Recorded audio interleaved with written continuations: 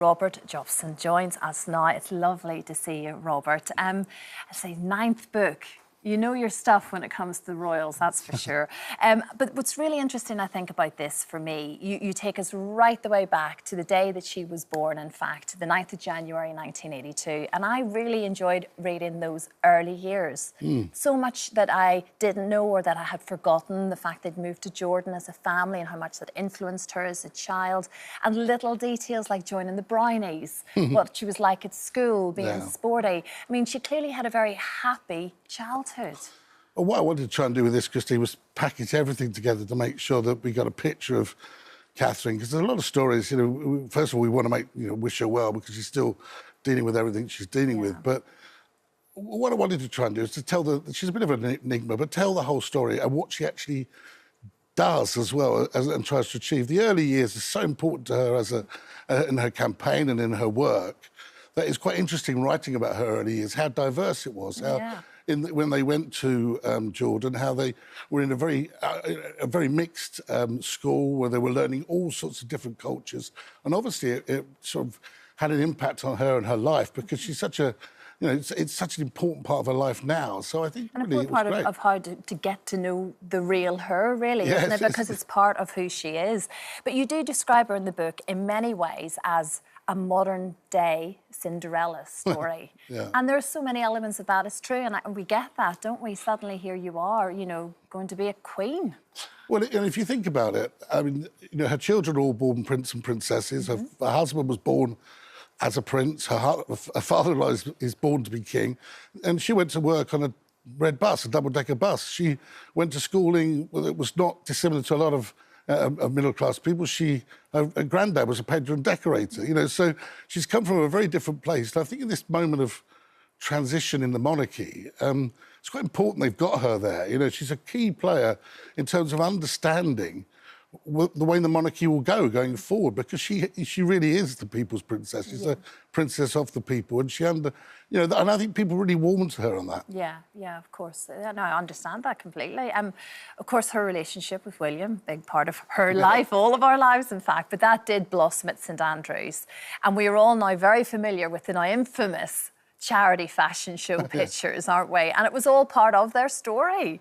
Well, I understand actually they knew each other even before they went to university. They'd met from school, really, but only just in the background. But I mean, when that happened, of course, they were both seeing other people, the old infamous fashion show. But it was quite clear that was a moment that sort of resonated on William's mind. But it's quite happy days. It's good to look back at those times, and obviously they must have had a lot. They were enjoying themselves at university. They were left alone. They had a chance to become friends as well as lovers. And then really, I think that's really crucial in that 10-year period when they were not, before they got engaged, or that period of a decade or so, that she was able to understand what it would be involved in being a royal. And look, she's just blossomed into this fantastic figure for us all. Of course. There were bumps along the road, though, and you talk in the book about this sort of emotionally charged 30-minute conversation that William had on the phone with Catherine, where he sort of felt they needed to have a bit of space.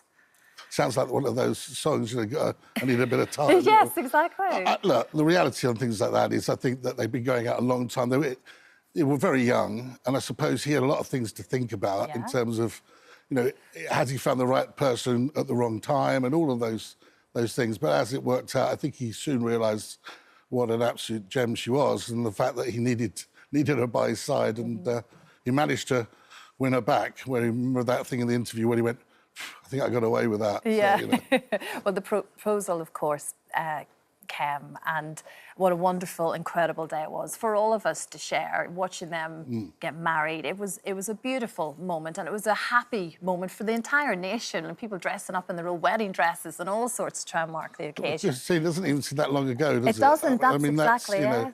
Incredible how quickly the time flies. But the whole nation came together. It was, not long afterwards we had the Olympics, when Britain hosted the Olympics in London. And so it was a buzzy time. And I think that most people now really do remember that with affection. But since then, she's had, they've had 3 young children. They've had to deal with quite a lot of issues quite recently with all that's been going on. But I'm sure, you know, in time, and she'll be back doing what she was doing before. How do you think she is doing now? Because I know her priority. She's always wanted to be a mum, first and foremost, as best she can do, alongside all of her duties. That's the most important thing. So I can imagine now it is just very much about family.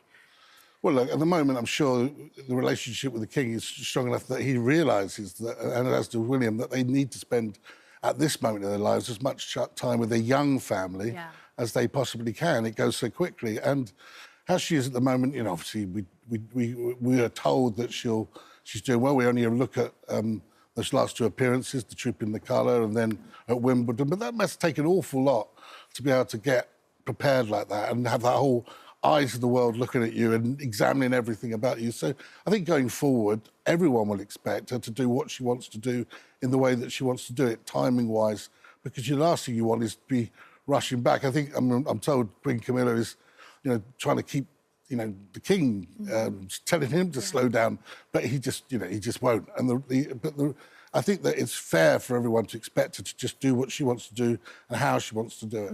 And this incredible bond that she has with King Charles. I mean, they were always fond of each other, but I think, sadly, since both of them being diagnosed with cancer, which is an extraordinary time for any family, but they've become particularly close. They're a very tight unit. I mean, if you think they were in the hospital at the beginning at the same time, and he went to see her there, and she spoke to him at a private lunch and told him exactly how she was going to break the news to the public.